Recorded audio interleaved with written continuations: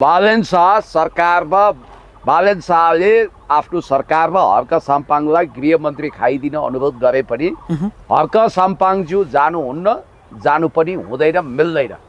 किन भनेर मलाई सोध्नु। किन किन जानु हुँदैन? उहाँले त खुट्टा उचालिसक्नु भयो, यदि पाएपछि गइहाल्ने भनेर। किनभने धेरैलाई के भ्रम छ भने यो श्रम संस्कृति पार्टीले उपसभामुख पद पायो, त्यो चाहिँ सरकारमा गएको हो, सरकारी अङ्ग हो भन्ने लाग्ला। त्यो संवैधानिक पद हो, त्यो विपक्षी दलको नेता प्रतिपक्षी दलको नेताको पोल्टामा पर्छ। त्यो भएको हुनाले उहाँको हक लागेको हो, अधिकारको हिसाबले उहाँले पाएको हो। कसै दया गरेर अनि यो केही झुसे टाइपका यी सरकारी तेल बेसारले कपाल फुलाएका, दारी फुलाएकाहरूले हर्क साम्पाङलाई एउटा हड्डी फ्याँक्दे उनी त्यसैमा रमाए भनेर दुष्प्रचार गरिरहेको तपाईँले देखिरहनु भएको छ। कुरा त्यस्तो होइन। कुरा के चाहिँ हो भने हर्क साम्पाङ त्यो या त रासपा बाहेक अरू पार्टीले पाउँथ्यो, रासपाले पाउने भइदिया भए त रासपाले राखिहाल्थ्यो नि। रासपा बाहेक राप्रपाले मर्यादे गर्यो, नै मलाई त्यही केटी चाहिन्छ, शैलीमा लडीबुडी खेल्नु पाएन है। किनभने त्यो टाक्सिँदै खुम्चिँदै अब किन चौरिस मरिच आफ्नै रागले भने जस्तो आकार प्रकार राजनीतिक हिसाबले पनि निख्रिँदै गएको पार्टी हो र श्रम संस्कृति भन्दा नि कमजोर गरिब खालको एउटा सीमान्तकृत पार्टी त्यो बन्यो अघि। अब राजाको नाउँ बेच्ने अनि त्यसपछि धर्मको नाउँ बेच्ने अनि सम्झौता चाहिँ गणतन्त्रसँग गर्ने, संघीयतामा पनि जाने, पद पाए काहीँ नछोड्ने, यो खालको चोर बिरालो शैलीले राप्रपाको राजनीति एकदमै तपाईँको उँधो उँधो उँधो उँधो हुँदै शिथिल हुँदै खिँदै खरी झरेको मादल जस्तो दमदम भएर गयो है। अब यहाँनिर के छ भने यसलाई चाहिँ वास्तवमा भन्ने हो भने मेकियावेलीले कन्स्पिरेसी हैन। ठ्याक्कै भन्नुहोस्, यदि जुन अबको गृहमन्त्रीको जुन सुदन भन्दैछु हजुर, म सिलसिलाबाट आउँछु। त्यसपछि अब एमाले र काङ्ग्रेसलाई उनीहरू मन पराउँदैन थिए, दिएनन्। अब हर्क साम्पाङज्यूको दाबी ठिक थियो, त्यसकारण उहाँले पाउनुभयो। त्यो आधारमा चाहिँ अब हर्क साम्पाङ पनि लहेर अब विपक्षीहरूले चाहिँ हर्के हवलदारको बुद्धि यसलाई अहिले पद दियो भने दौडेर जान्छ। यो त कुनै सिद्धान्त पनि छैन, यसको विचार पनि छैन, दृष्टिकोण पनि छैन। यो मान्छे त कामै लाग्दैन भनेर वाहियात किसिमले झुसिलो ढकार ढकारेर स्याल यहाँ मचाएर हर्क साम्पाङ जस्तो हिलो चटाइमा गुन्द्रीमा बसेर देश जनता विकास समृद्धिको पक्षमा अगाडि बढिरहेको एउटा जाजलले मान देशभक्तको शिरको टोपी खसाउने हिसाबले, इमेज गिराउने हिसाबले र मैले तपाईँलाई भनिहाल्छु द प्रिन्समा मेकियावेलीले भने जस्तो कन्स्पिरेसी थ्योरी अर्थात् षड्यन्त्रको सिद्धान्त फिट गरेर उहाँलाई बदनाम गरिरहेका छन्। हर्क साम्पाङले राम्रो छ बुझ्नु भएको छ, उहाँलाई जनताले प्रतिपक्ष बेन्चमा बस्नको निम्ति त्यो सिट दिएको हो। हर्क साम्पाङ अहिले दुईवटा कन्डिसनमा जान सक्नुहुन्छ। एउटा या त राष्ट्रपतिमा जानुपर्छ उहाँ, अब केही समयपछि रामचन्द्र पौडेलको राष्ट्रपति पद कुर्सी खाली हुन्छ, त्यो ठाउँमा युवा प्रधानमन्त्री बालेन शाहले यदि रासपाको बुद्धि ठिकठाक छ र उसले साँच्चै हर्क साम्पाङलाई आई लभ यू भनेको, रविले मेरो आदर्श हो, मेरो गुरु हो भनेको र बालेन शाहले आई लभ यू अनकन्डिसनल प्रेम गर्छु भनेको हो भने अब चाहिँ रोल नम्बर 1 त्यो हेडसरवाला पद भन्छु, मानको खातिर मान भए पनि राष्ट्रपति भने प्रधानमन्त्रीले पनि महामहिम राष्ट्रपतिज्यू, सम्माननीय राष्ट्रपतिज्यू नमस्कार भन्नुपर्छ। त्यसरी झुक्छन् त बालेन फेरि राष्ट्रपति बनाउँछन्। झुक्ने भन्ने कुरै भएन, पदीय हिसाबले दायित्वको हिसाबले। र तपाईँको चीनमा जाँदा पनि महामहिम राष्ट्रपति सी जिनपिङको छेउमा गार्ड अफ अनर लिएर उभिन पाउँछ, अमेरिका जाँदा पनि त्यो प्रोटोकल मेन्टेन गर्न पाउँछ भन्छन् मान्छेहरू। त्यो त मानको खातिर मान हो, त्यसको त कुनै भ्यालु नै हुँदैन, त्यो रबर स्ट्याम्प हो होइन नि साथी हो। विद्यादेवी भण्डारीज्यू जस्तो परम देशभक्त राष्ट्रपतिले दुवै सदनले पास गरेर कुख्यात नागरिकता विधेयक प्रमाणीकरण गर्न पठाउँदाखेरि यसले देश सिक्किम बन्न सक्छ, फिजी बन्न सक्छ। यसै पनि विदेशी नागरिकहरूले वारार्थी मकै भटमास पाए जस्तै बाँडे जस्तै नागरिकता बाँडिएको छ उनीहरूको लागि। म देशलाई सिक्किम फिजी बन्न दिन्न, देशको अस्तित्व समाप्त गर्न दिन्न, 30 लाख विदेशीलाई नागरिकता दिने गरी यो विधेयकमा प्रमाणीकरण गर्दिन भनेर दुवै सदन प्रतिनिधि सभा र राष्ट्रिय सभाले पास गरेर पठाएको सदनलाई पनि के अरे विधेयकलाई पनि पेन्डिङमा हाल्नुभयो। हर्क साम्पाङले भोलि एमसिसी कार्यान्वयनको प्रस्ताव लट्याइदिन सक्नुहुन्छ त्यो कुर्सीमा गएर। एसपिपी वा त्यस्तै प्रकृतिको सैन्य रणनीतिवाला प्रस्तावलाई दुवै सदनले पास गर्यो। स्टेट पार्टनरसिप प्रोग्राम वा त्यस्तै किसिमको मानव मुस्ताङको युरेनियम प्रशोधन गर्ने गरी कुनै त्यस्तै अध्यादेश वा विधेयक गयो भने पनि त्यसमा हर्क साम्पाङज्यू जस्तो राष्ट्रपति हुने हो भने स्ट्याम्प लगाउनुहुन्न, प्रमाणीकरण गर्नुहुन्न हो। त्यसको लागि हर्क साम्पाङ देशभक्त व्यक्तिलाई त्यहाँ हामी देख्न चाहन्छौँ। सुशीला कार्की, डाक्टर बाबुराम भट्टराई जस्ता अनुहारहरू गयो भने यो देश खतरनाक मोडमा पुग्न सक्छ भनेरै हामीले हर्क साम्पाङ राष्ट्रपति हुनुहोस् भनेर आशीर्वाद दिएको। अब कतिले भन्नुभन् होइन वा त म प्रधानमन्त्री बन्छु भन्ने सपना देखेर हिँडिरहनु भएको छ, त्यो पद ताकिरहनु भएको छ भन्नेहरूलाई पनि म के भन्छु भने हो, कार्यकारी हिसाबले प्रधानमन्त्री शक्तिशाली पद हो, तर प्रधानमन्त्री शक्तिशाली हुँदाहुँदै अहिले प्रधानमन्त्री हुने अवस्था कि त रासोपा स्प्लिट हुनु पर्यो, दुई फ्याकमा विभाजन हुनु पर्यो, रविले बालेन बालेनले रविलाई नमान्ने अवस्था आउनु पर्यो। त्यसो हुँदाखेरि दुई फ्याक हुँदाखेरि उनीहरूको संसदमा पनि बहुमत नपुग्ने अवस्था, त्यतिखेर उनीहरूले काङ्ग्रेस एमालेलाई पनि नमान्ने, अनि काङ्ग्रेस एमाले रासोपाका दुवै गुटले ल हर्क साम्पाङ गयो ठिक हुन्छ भनेर यही सदनमा प्रधानमन्त्री उहाँलाई यही सदनको कार्यकालभरि स्वीकार्न नसक्लान् भन्न सकिँदैन, त्यो अवस्था नआउला भन्न सकिँदैन। त्यही भएर मैले भने या त अर्को यो चुनावपछि अर्को चुनावमा उहाँ म प्रधानमन्त्री हुन्छु भन्ने उहाँको सपना पुरा हुनसक्छ। त्यही भएर मैले तपाईँलाई भन्न खोजेको कुरा के हो भने हर्क साम्पाङ या त प्रधानमन्त्रीको लागि वेट गर्नुपर्छ या राष्ट्रपतिको लागि। उहाँ गृहमन्त्री भएर गुन्द्रुकको झोलमा इज्जत फ्याँकेर उहाँभन्दा राजनीतिक हिसाबले जुनियर हो नि त, उमेरको हिसाबले पनि जुनियर हो बालेन शाह। उहाँले बालेन शाहलाई नमस्कार गरेर झुकेर जी हजुरी गरेर गृहमन्त्री खान मिल्दैन। एक त भोलिदेखि यति धजिया उडाउँछन् उहाँको, अनि उहाँलाई बुम तेर्साउँछन् मान्छेले, अनि तपाईँ त बालेन सरकारमा जानुभएछ, अनि यो महँगी अचाक्ली बढेको छ, 10 गुणासम्म महँगी बढ्यो, पेट्रोलको भाउ नियन्त्रण हुन सकेन। हिजोसम्म तपाईँ लुसिफरवादी भन्नुहुन्थ्यो, हिजोसम्म विदेशी दलाल भन्नुहुन्थ्यो, हिजोसम्म सिद्धान्तहीन भन्नुहुन्थ्यो, आज आफै त्यहाँ गएर लुटपुटिनु भएछ भनेर सबभन्दा बढी पार उहाँलाई नै हुन्छ र उहाँलाई नै खिसिट्युरी गर्छन्। जसरी रेशम चौधरीको 8-9 सिट हुँदा पनि आज उसको पार्टी सिद्धिएर गयो नि, खाली सरकारमा गएको छ, मोजबस्ती गरेको छ, गर्दाखेरि सिद्धान्तहीन भएर सिद्धियो। हो हर्क साम्पाङ भनेको अहिले के छ, बाघको मुख खाए पनि रातै नखाए पनि रातै। उहाँ प्रतिपक्षमा बस्दा झन् इज्जतदार हुनुभएको छ, उहाँले नेपालको धर्म संस्कृति परम्परालाई पनि जगेर्ना गर्नुभएको छ। स्याबास क्या बात हर्क साम्पाङज्यू, काग कराउँदै गर्छ, पिडा सुक्दै गर्छ, कुकुर भुक्दै गर्छ, हात्ती लम्किँदै गर्छ, कुत्ता भुक्दै हजार, हात्ती लम्के बजार, बार्किङ डग सेल्डम बाइट्स, झुक्नु हुँदैन चुक्नु हुँदैन। तपाईँ प्रतिपक्ष बेन्चमा बसेर सशक्त ढङ्गले जानुहोस्। अस्ति तपाईँ राज्य व्यवस्थापन तथा सुशासन समितिको बैठकमा नेपालले असंलग्न परराष्ट्र नीति, पञ्चशीलता र इक्वी प्रक्सिमिटीको नीतिलाई अङ्गीकार गर्नुपर्छ। यो बफर स्टेटवाला बफर जोनवाला कुरामा छिर्नु हुँदैन। नेपाल भाइब्रेन्ट ब्रिज अर्थात् दुई देशको बिचमा गतिशील पुल बन्नुपर्छ मित्र राष्ट्र चाइना र भारतको बिचमा भनेर उहाँले स्पष्ट ढङ्गले आफ्नो मत राख्नु हो। अब तपाईँको जिज्ञासामा म आउँछु, को बन्छ अर्को गृहमन्त्री? तपाईँले नाम लिनुभयो राजुनाथ पाण्डे। मेरो यसमा भन्नु के छ भने हो जरुर बालेनजीको नेक्स्ट चोइस राजुनाथ पाण्डे हुन सक्छन्। उनी अहिले म जहाँ बस्छु त्यहीँबाट निर्वाचित भएका हुन्। उनी डोजर चलाएर गरिबहरूको सुकुम्बासीको घर भत्काउन लेफ्टिनेन्ट जस्तो भएर बालेन शाहलाई साथ दिएको व्यक्तित्व हो।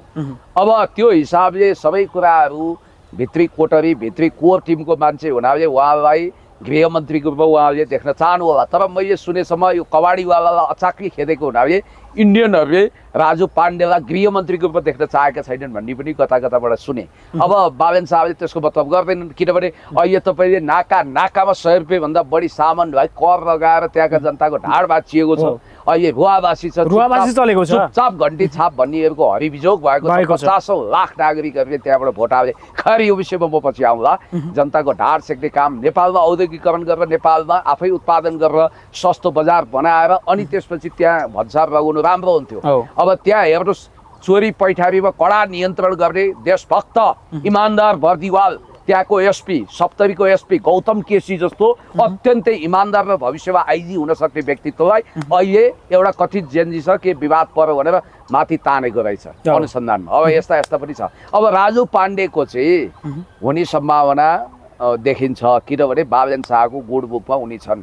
तर उपयुक्त को हुन्छ त? यो अमरेश सिंहको चाहिँ कुरा अहिले बालेन शाहले नि सुन्न नचाहेको भन्ने कुरा आयो, किनभने दीपक भट्टसँग उनको झन अन्तरङ्ग सम्बन्ध। जो हाई दीपक प्रोफाइल भट्टसँग बिचौलिया। अझै पनि अन्य व्यक्तिहरूको नि कनेक्सन छ अरे भन्ने भाइ दीपक भट्टको नुन नखाएका मान्छे खोजेर सेवा खोजेर पाइन मुस्किल परिसक्यो प्रशासनिक क्षेत्रमा सचिव सहसचिव उपसचिव जम्मै मिडिया क्षेत्रका मान्छे 101 म नाम लिन्न तपाईँले मिडियामा हेर्नुभयो सबले तपाईँको स्विट सेयर पाएका छन् उनीबाट होइन सुदन गुरुङले नै ओकोलेका छन् केही मिडियाहरूको त पह तिमीलाई भन्ने तरिका दिनु आफै त्यसमा लटपटिएका छन् ए बाबा ठिक छ उहाँ लटपटिनु भयो उहाँले पनि अंकित गर्नु भएको छ अन्य अरूलाई पनि पहन भन्ने सबै एउटै हाडीमा राखेर उनले भुट्याएका छन् एउटै ढिकीमा राखेर कुट्याएका छन् मलाई जहाँसम्म लाग्छ अमरेश कुमार सिंहको बारेमा उनले जतिखेर चबिनाङ्गो भएर माथिको कपडा खोलिरहेको बेलामा उनलाई चाहिँ हिजो सामान्य परिवारको अमरेश सिंह आज करोडको मालिक कसरी भयो काठमाडौँमा बाहिर पनि रोपनीका रोपनी जग्गा कसरी आयो भनेर विकास ठाकुरले पत्रकार सम्मेलनमा सबै तथ्य प्रमाण देखाइदिएका थिए अब अमरेश कुमार सिंह बिचमा अब दूतावासको खबरलाल भनेर एक्सपोज पनि भएको हुनाले र बालेनलाई च्यालेन्ज गरेर ए बालेन हिम्मत छ भने सिंहदरबार भत्काऊ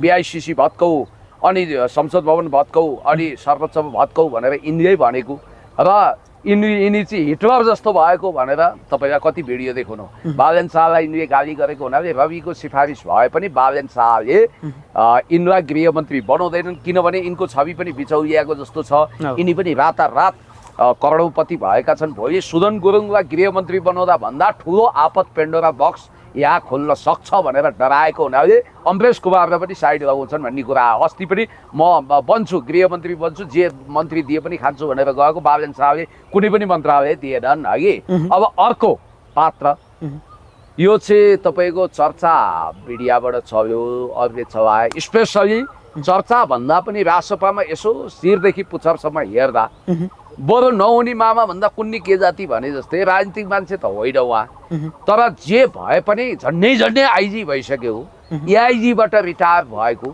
क्षमता भएको प्रशासन बुझ्ने अब अहिलेको प्रहरी आइजी साहबले पनि स्यालुट गर्दाखेरि त्यति हिन्दाबोध नहुने सिडिओले नमस्कार गर्दा सचिवले नमस्कार गर्दा पनि ओहो उहाँ त झन्डै आइजी भइसक्यो एक साथ दुई जना आइजी नहुनाले धीरज प्रताप सिंहको पालो आयो उहाँले आइजी हुन पाउनुभयो त्यतिखेर उहाँ एमालेको निकट हुनुहुन्थ्यो ईश्वर पोखरेलजीको आफन्त पनि हो अब ओली सरकार रहिदिएको भए आइजी हुने मान्छे अब त्यो उहाँलाई पीडा छ त्यसकारण त्यसको क्षतिपूर्ति पनि भयो यो जे भयो सुदन गुरुङ जस्तो मान्छे जसलाई राजनीतिक थाहा छैन समाज थाहा छैन जसको इमान्दारिता छैन नैतिकता छैन अनि अझ एकछिन नीति विरुद्ध हातमा टिओबीको ट्याटु खोपेर तिब्बत ओरिजिन्स ब्लडको क्याम्पेन गर्ने व्यक्तिको रूपमा चिनिएको व्यक्तिलाई त हामीले मुटुमाथि ढुङ्गा राखेर सेल्युट गऱ्यौँ भने उहाँ त एआइजी भनेर पुलिस प्रशासनले उहाँलाई नमस्कार सलाम गर्दा आपत्ति नपर्ने हुनाले मलाई लाग्छ उपयुक्त पात्र मलाई बालेनले उहाँलाई बनाउनुहुन्छ जस्तो उपयुक्त पात्र विश्वराज पोखरेल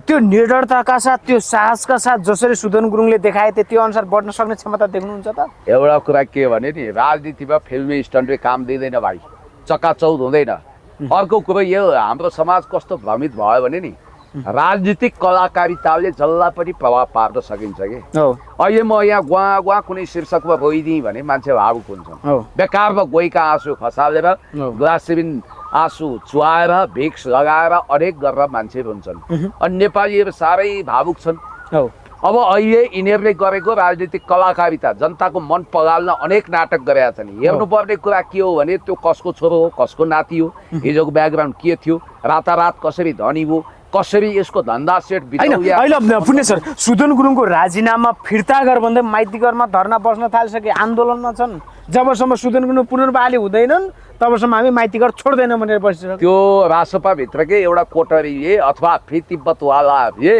सुदन गुरुङलाई फेरि त्यो कुर्सीमा आयोग एउटा आयोग बनाउने छानबिन आयोग त्यो आयोगलाई वासिङ मेसिन बनाउने उनलाई धोइ पखाली गरेर त्यो पदमा पुनर्बहाली गर्ने यो गृहमन्त्रीको 26 दिनको कार्यकाललाई तपाईँले कसरी हेर्नु भएको छ म यो कार्यकाल जुन रफ्तारमा अगाडि बढ्यो नि मलाई गाली तालीको मतलब छैन रफ्तार सफ्तार छोडिदिनुहोस् उनी आफैमा अत्यन्तै विवादित मान्छे हुन् उनी आफैमा झुटको पुलिन्दा हुन् तपाईँले आफूले व्यक्तिगत तरिकाले के कसरी चिन्नु भएको छ होइन अब एक कुरो त उनी राजनीतिक चेतनाको हिसाबले केटाकेटी हुन् केटाकेटी आयो गोली चलायो मट्याङ्ग्राको सत्यानाश पढाइ लेखाइको कुरा गर्नुहुन्छ भने उनी यही एसएलसी सोसरका मान्छे हुन् अनि राजनीतिक चेतनाको कुरा त केही छँदै छैन नरहे देश नरहे नेपाल नबच्यो नेपाली भन्ने के भन्ने राम्रोसँग उनी बोल्न पनि जान्दैनन्। अर्को क्रियाकलापको हिसाबले उनी रहस्य भएछन्। तपाईँलाई एउटा कुरा भनिहालौँ, खास गरी नेपालमा खरबौँ रुपियाँको अनुदान हातमा लिएर नेपालको समृद्धि र विकासको निम्ति निस्वार्थ सहयोग गर्न अगाडि आइरहेको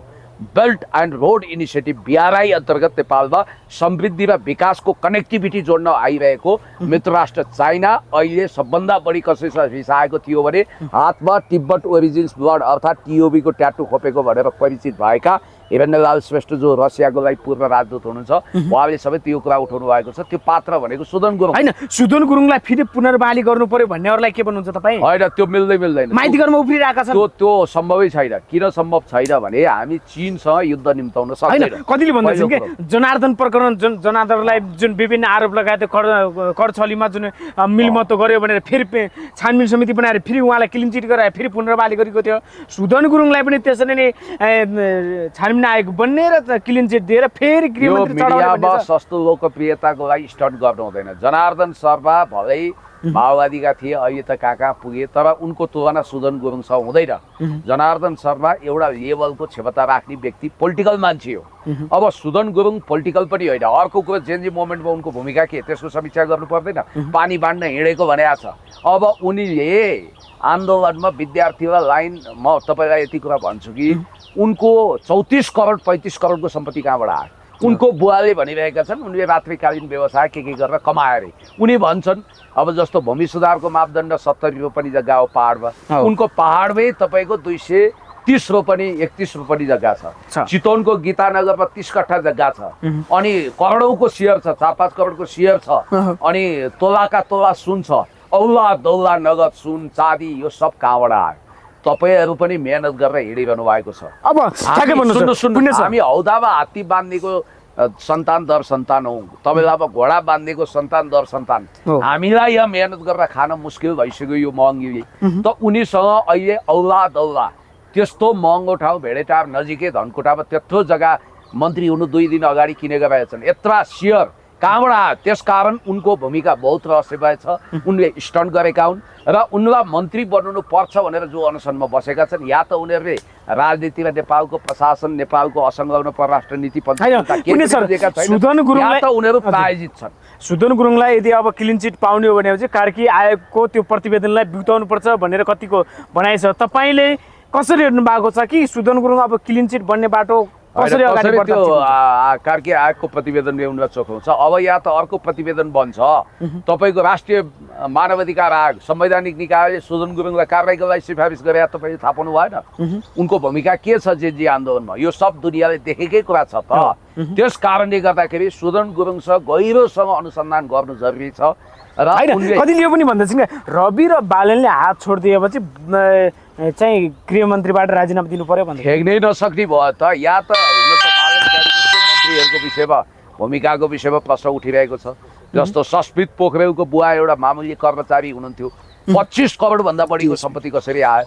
अब औला दौला सुन नगद माणिक्य कसरी आयो यिनीहरू सबैको? अनि अर्को कुरो तपाईँलाई म भन्छु, स्वयं अर्थमन्त्री स्वर्णिम वाग्लेजीको बारेमा मलाई वर्ल्ड ब्याङ्कमा काम गरिसकेको, राजदूत भइसकेको सिनियर कन्सल्ट्यान्टले के भन्नु भने, पुण्यजी मैले जीवनभर मेहनत गर्दा 5-7 करोड रुपियाँभन्दा बढी कमाउन सकिनँ, बचाउन सकिनँ। स्वर्णिम वाग्ले मभन्दा धेरै जुनियर मान्छे, उहाँको चाहिँ झन्डै 30 करोडको सम्पत्ति। अझ उहाँले अमेरिकामा डलर एकाउन्ट खोलेको कुरा बाहिर ल्याउनु भएको छैन। त्यसकारण अब यो मन्त्री परिषदका अरू सदस्यहरूमाथि नि ठुलो प्रश्न उठ्छ। हुँदा कारबाही गर्दै ल्याउने हो भने बालन शाह ठिङ्ग एक्लो भएर आफै राजीनामा दिनुपर्ने अवस्था आउँछ। बालन शाह एक्लो हुने अवस्था बन्दैछ। त्यस्तो अवस्था भइसक्यो। 15 जना मन्त्रीहरू सभा होइन, मानौ मैले प्रतीकात्मक रूपमा भनेको तपाईँलाई, त्यस्तो अवस्था नआउला भन्न सकिँदैन भनेर बेटाफरीको रूपमा मैले तपाईँलाई। तर नैतिकता त प्रदर्शन गरे नि सुदन गुरुङले, होइन? हो, तपाईँहरू यही भ्रममा हुनुहुन्छ। नैतिकता भनेको के हो भने जो मान्छेसँग नैतिकता छ, इमान्दारिता छ, त्यसले नैतिकता प्रदर्शन गर्छ। नैतिकताको आधारमा राजीनामा दिएको भनेको पहिला बलदेव शर्मा मजगाइहाले। उनले के गरे? यो लोकमान सिंह कार्की चाहिँ भ्रष्टाचारमा मुछिएका मान्छे हुन्, यी जस्ता करप्टेड मान्छेलाई म मेरो मन्त्रालयमा सचिवको रूपमा देख्न चाहन्न भने त्यसपछि उनलाई हटाइएन जलस्रोत सचिवबाट पहिलाको कुरा गर्दैछु उनी आफै नैतिकताको आधारमा राजीनामा दिए त्यसलाई भनिन्छ नैतिकताको आधारमा राजीनामा यो त बाध्यताको आधारमा दिएको राजीनामा कि त उनलाई बर्खास्त गर्नु पर्थ्यो कि हटाउनु पर्थ्यो मलाई थाहा छ मलाई ताली गालीको पर्वाह छैन मैले सत्यको पक्ष उनले आफैले राजीनामा नदिएको भए बर्खास्त गर्नुपर्ने बर्खास्त हुन्थे अझ किशोर श्रेष्ठजीले त उनलाई बालनजीले चाहिँ हटाउनुहुन्थ्यो गम्भीर कानुनी सङ्कट पर्थ्यो भनेर उहाँले भन्नुभएको छ हेर्नुहोस् एक बारको जुनीमा नि हृदय ढाँटेर झुटो कुरो बोलेर सस्तो लोकप्रियता कमाउँदैन पुण्य गौतमले हेर्नुहोस् एक बारको जुनी जीवन एक बार आउँछ भगवानको नजरमा बिटुलो देखिने गरी फिर तिब्बत मोमेन्टमा जोडिएको संदिग्ध गतिविधिहरूमा लागेको रहस्यमय तरिकाले 30 करोड रुपियाँ 35 करोड रुपियाँ हिजो एउटा मामुली डिस्को डान्स गर्ने मान्छेले 35 करोड रुपियाँ कमाइरहेको छ त्यही बिचौलिया त्यही हाई प्रोफाइल धन्दा सेट दीपक भट्टसँग उसको सारा व्यापारिक तपाईँको के छ भने संस्थापक सेयर होल्डरको हैसियतले सेयर लिएको छ ऊ त्यो कम्पनीको मालिक छ भने कन्फ्लिक्ट अफ इन्ट्रेस्ट हुन्छ कि हुँदैन म चाहिँ हृदयलाई ढाँटेर अहिले सोसियल मिडियामा सुदन गुरुङको हाई चलेको होला के होला म त्यो झुटो लोकप्रियताको लागि सस्तो लोकप्रियताको लागि हृदयलाई ढाँटेर झुट बोल्न जान्दिनँ अब केही दिनपछि यस्तो आउनेछ कि ओहो हामीले त यो सुदन गुरुङ भन्ने मान्छे अथवा यिनीहरूलाई राम्रो ठानेको तर पुण्य गौतमहरूले त अलोकप्रिय सत्य बोलेका रहेछन् त्यतिखेर ठिक कुरो बोलेका रहेछन् भन्ने कुरो तपाईँलाई महसुस हुने दिन आउँछ किनभने यो सस्तो लोकप्रियताको लागि जानु हुँदैन सुदन गुरुङ भन्ने मान्छे न राजनीतिमा फिट छन् न प्रशासनमा फिट छन् र उनको बारेमा थप अनुसन्धान हुनु जरुरी छ किनभने एक चीन नीति विरुद्ध या तिब्बतीहरूको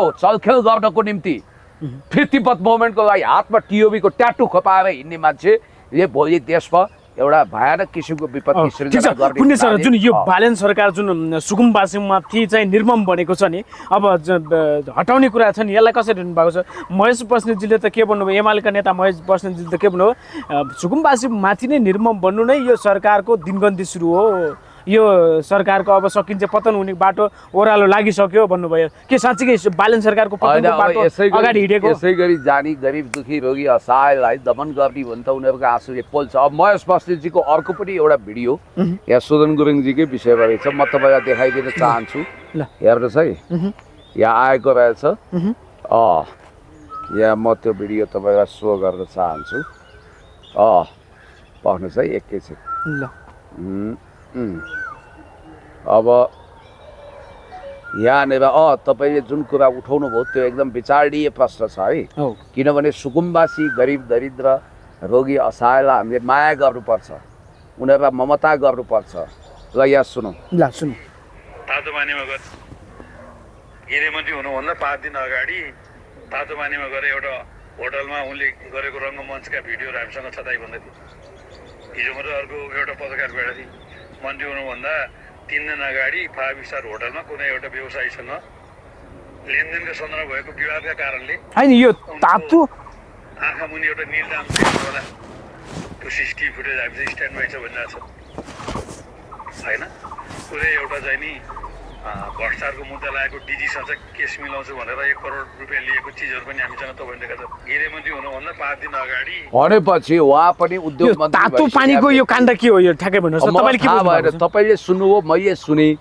त्यो रङ्गिला काण्ड भनेको छ अब भ्रष्टाचारको अभियोग लागेको डिजीसँग 1 करोड लिएको भन्ने कुरा उहाँ महेश बस्नेतजीले गर्नुभएको छ यो मैले भने होइन अब यस्ता यस्ता कुरा मिडियामा आइरहेको छ भनेपछि अब यस्ता कति कुराहरू छन् अब यति कुरा गर्नु कि हिजो सामान्य किसिमको भारी बोकेर जसको पिताले उनलाई पढ्न पठाए उनको पढाइ पनि राम्रो भएन ठमेल झरे सामान्य हातमुख जोडेका मान्छेसँग आज 35 करोड बराबरको सम्पत्ति जोडिएको छ भन्ने बित्तिकै अब धेरै कुरा यहीँबाट पुष्टि हुन्छ है हैन पुण्य सर यो बालन सरकारको दिनगन्ती सुरु भएको पतनको बाटो हिँडेको हो अब हेर्नुहोस् तपाईँको सुकुम्बासी गरिब भनेको नि भगवानको वास्तवमा भन्यो भने उनीहरूलाई भगवानले पनि दया गर्नुपर्छ हामीले पनि दया गर्नुपर्छ ती भगवानको अर्को स्वरूप हुन् दिनहीन दरिद्र नारायणहरूलाई हामीले माया गर्नुपर्छ कठैबाट तिनका बालबच्चाहरू चिलबिल गरेर रोइरहेका छन् डोजर आतङ्क मचिएको छ तिनको कलिलो मस्तिष्कमा के प्रभाव पर्ला न्यारेटिभ्स के बनाइएको छ भने जम्मै त्यो खोला किनारमा बस्ने हुकुमवासी भन्ने गलत त्यहाँ हुकुमवासी पनि होलान् राज्यले रगत सङ्कलन गरोस् को असली सुकुम्बासी हो को हुकुमबासी त्यसको एउटा लगत सङ्कलन गरेर जो नक्कली सुकुम्बासी हुन् तिनलाई त्यहाँबाट तपाईँहरू यहाँबाट निस्किहाल्नुहोस्, होइन भने हामी कानुनी कारबाही गर्न बाध्य हुन्छौँ। तपाईँहरूको नेपालको कुनै पनि कुनामा जग्गा छ, घर छ, त्यसकारण तपाईँले आफूलाई नक्कली सुकुम्बासी बनाएर यहाँ बुढो गोरुले गाई ओगटे जस्तो यो ठाउँ नओगटोस् भनेर उनीहरूलाई त्यहाँबाट हटाउनु पर्छ। भूमि आयोगसँग समन्वय गर्ने, सरकारले आफ्नो सूचना संयन्त्र तीव्र बनाउने। तर हेर्नुहोस्, नेपालमा एक चपरी जमिन नभएका, अब ओत लाग्ने छानो नभएका ती मान्छेहरूलाई चाहिँ ड्याम गएर डोजर चलाएर हटाउने होइन, उनीहरूलाई पुनर्वासको व्यवस्था गर्नु पर्यो, उनीहरूलाई व्यवस्थित ठाउँमा सार्नु पर्यो, उनीहरूलाई काठमाडौँ उपत्यका वा यतै कतै सुरक्षा तैनात गरेको छ, हाई अलर्टमा राखिएको छ। मैले सुने अब उनीहरूको जति पनि यहाँ काठमाडौँमा त हटाउने योजना नै छ सबैतिर। अब सहरमा व्यवस्थित गर्ने, अतिक्रमित जमिन खाली गर्ने भन्ने नाममा गरिब सुकुम्बासीहरूको डोजर बस्तीमा डोजर चलाउने कुरा गरेकै छन्। हर्क साम्पाङले त्यही भएर भन्नुभयो नि डोजर नचलाओस् भनेर उहाँहरू अब रवि लामिछानेले हेर्नुहोस् नाटक स्टन्ट, यो डोजर चल्यो भने मेरो छातीबाट चलोस् भने होइन। अहिले तपाईँ जस्तै पत्रकारले सोधेको जवाफै दिँदैन। खोइ त यत्रो डोजर चलिरहेको छ, कहाँ छन् रवि लामिछाने स्टन्ट गर्ने, मान्छेलाई बेवकुफ बनाउने, मान्छेको भावना छ खेल्ने, मेरो छातीबाट डोजर चलाउनु पर्छ भनेर त्यो खगेन्द्र सुनार र रवि लामिछानेले भने होइन। अहिले त्यो डोजरको विषयमा उनले चुइक्क बोल्छन्। के हो यो? नाटक हो, नौटङ्की हो, जनतालाई बेवकुफ बनाउने एउटा कुरा। दोस्रो कुरो हेर्नुहोस्, खुकुरीको चोट अचानक थाहा हुन्छ, बिचरा त्यहाँ रोजगारी छैन, केही छैन, त्यहाँबाट चिलबिल बनाएर जसरी गुण भत्काइएका चराहरूको चिलबिल हुन्छ त्योभन्दा पनि ज्यादा त्यो कलिलो मस्तिष्कमा कस्तो प्रभाव पर्दा बच्चा केटाकेटी छन्। अब तपाईँको बर्खा सुरु हुन थाल्यो, कहाँ जान्छन् तिनीहरू? मैले भनिहालेँ, उनीहरूलाई त तपाईँले प्रेमपूर्वक मायापूर्वक तपाईँहरूलाई हामी यहाँबाट व्यवस्थित ठाउँमा सार्छौँ। पाहाडमा भए तपाईँलाई हामी केही रोपनी जग्गा उपलब्ध गराउँछौँ जहाँ तपाईँ बगैँचा बनाएर करेसाबारी बनाएर खेतीपाती गरेर बस्नुहोस्। अब काठमाडौँ उपत्यका वा शहरी क्षेत्रमा भए केही आना जग्गा उपलब्ध गराएर चारकोठे घर बनाइदिन्छौँ। या तपाईँहरूलाई ठुलो अपार्टमेन्टभित्र विभिन्न ठाउँमा हामी सेटल गर्छौँ कोठा दिएर, र तपाईँहरू ढुक्काउनुहोस्, त्यतिन्जेलसम्म तपाईँहरूको घाँसपासको व्यवस्था गर्छौँ, हामी बजेटमै यसको व्यवस्था गर्छौँ। र उपत्यका बाहिर भए जुन ठाउँमा भयो नि तराईमा भए कति गट्ठा जमिन तपाईँहरूलाई दिलाउँछौँ भनेर यसरी लाल पूर्जा दिएर अथवा उनीहरूलाई जमिनको स्वामी मालिक बनाएर उनीहरूलाई त उद्धार गर्नुपर्नेमा चुनावी प्रचारमा त बालेनजीले सुकुम्बासीलाई लाल पूर्जा दिने भन्नुभएको थियो। लाल पूर्जा दिने भने अहिले खेर्ने नीति ल्याइएको छ, त्यस कारणले गर्दाखेरि हेर्नुहोस् गरिब दुखीहरूको आशीर्वाद दिनुपर्छ, तिनको आँसुले पोल्छ, भत्ती पोल्छ। ठिक छ पुण्य सर, उस त हामी अन्तिममा छौँ। अब यो ट्रेड युनियन खारेज गर्ने, विद्यार्थी युनियन खारेज गर्ने विषयले चाहिँ चर्को विवाद भइरहेको छ। यतिखेर माइतीघरमा सडक प्रदर्शन भइरहेका छन्, यसलाई कसरी हेर्नुहुन्छ? के यो बन्द गर्नु उचित हो या होइन, के गर्नु? यस्तो हो क्या, मिडियामा विकृति छ भन्दैमा मिडिया बन्द गर्नु हुँदैन। विकृति त छ नि, या विकृति छ, विसङ्गति छ, या मान्छेलाई फ्रस्ट्रेसनमा धकेल्ने कामहरू छ, या ब्ल्याकमेलिङको धन्दा छ, यसको मतलब मिडिया नै बन्द गरिदिने नि, यो मिल्दैन। अनि चिकित्सकीय क्षेत्रमा जस्तो अहिले स्वास्थ्य क्षेत्रमा ठुलो विकृति छ, अब त्यसो भए सबै मेडिकल कलेजहरू बन्द गरिदिने लुटतन्त्र भयो भनेर। अनि त्यस्तै तपाईँको न्याय क्षेत्रमा विकृति छ, अदालत बन्द गरिदिने, विकृति होला नि न्यायमा पनि। शिक्षा क्षेत्रमा लुट छ, सबै स्कुलहरू बन्द गरिदिने। अनि रात्रिकालीन व्यवसायदेखि रेस्टुरेन्ट व्यवसाय सबैतिर विकृति होला, त्यो विकृति नियन्त्रण गर्ने कि बन्द गर्ने? म भन्छु prevention is better than care, अर्थात् रोग लाग्नुभन्दा रोकथामको उपाय गर्नु राम्रो। विकृति भएको ठाउँमा विकृति निवारण गर्नुहोस्। तपाईँको जिउमा पिलो आउँछ भने जुन ठाउँमा पिलो आउँछ त्यसलाई काटेर फ्याँक्ने होइन, त्यसलाई तपाईँले सही ढङ्गले निचोर्नुहोस्, औषधि लगाउनुहोस्। भने जस्तै विद्यार्थी सङ्गठनमा मान्छु केही समय यता विकृति छ, तर विद्यार्थी भनेको हो अहिले अचाक्ली महँगी बढ्यो नि, 500% महँगी बढेको छ, याद गर्नु होला। अनि त्यसपछि खाद्य पदार्थ छोइन सक्नु छ, विश्वको सबभन्दा महँगो पेट्रोलियम पदार्थ लिटरको 220सम्म यहाँ लिन्छ, अझ पेट्रोल त 227-28 छ।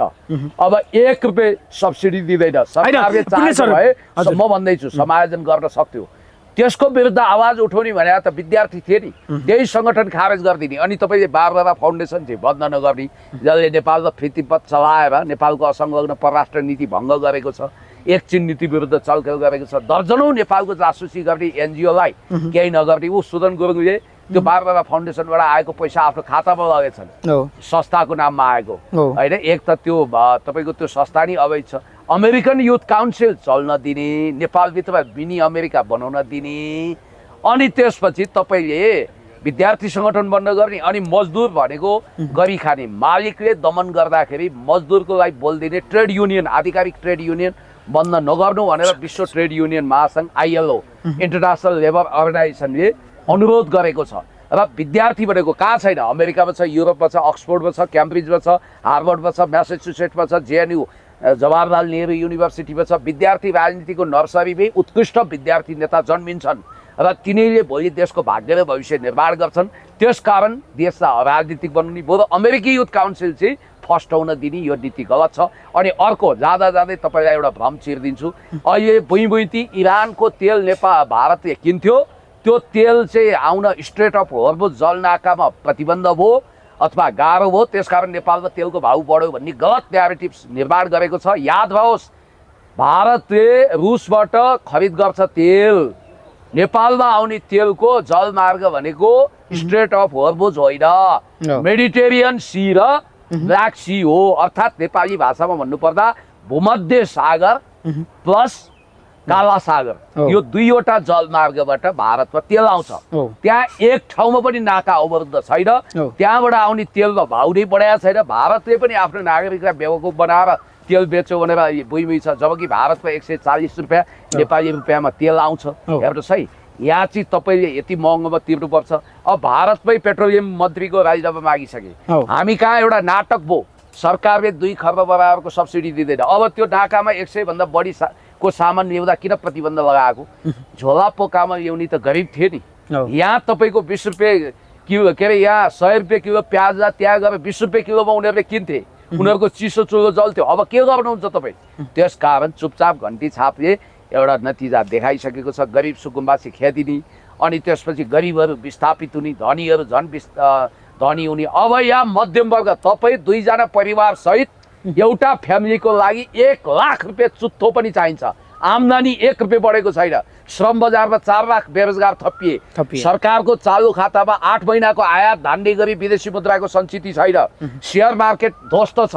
आज शेखर गोल्छा पक्राउ परे। यिनीहरूलाई पक्राउ गर्ने भन्दा पनि दण्ड जरिवाना गरेर ट्र्याकमा ल्याउने हो, यिनीहरूलाई करको दायरामा ल्याउने हो। नेपालबाट खरबौँ रुपियाँको पुँजी पलायन भयो। चीनसँग MOU गरेर खरबौँ रुपियाँ बेल्ट एन्ड रोड इनिसिएटिभ अन्तर्गत आउँथ्यो, त्यो पनि सखाप भयो। झापाको कमल गाउँपालिकामा KP शर्मा ओलीको पालामा 2200 बिघा जमिनमा 240वटा फ्याक्ट्री स्थापना गर्ने गरी तयारी गरिएको थियो। आज त्यसलाई चिल्ड्रेन पार्क बनाउने भनेका छन्। त्यसकारण देशमा हावाहुरी, हुन्डरी, बतासे कुराहरूको अचाक्ली मार्केट छ।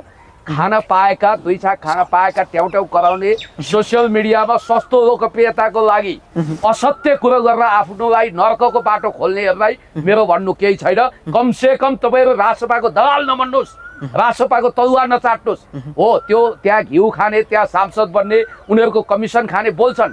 तपाईँहरू नर्क खस्ने काम नगर्नुहोस्। गरिब सुकुम्बासी आज विस्थापित भएका छन् भने तपाईँको अभिव्यक्तिले पनि भएका छन् र म यही भन्छु। धन्यवाद। समय सम्वादको लागि थ्याङ्क यू।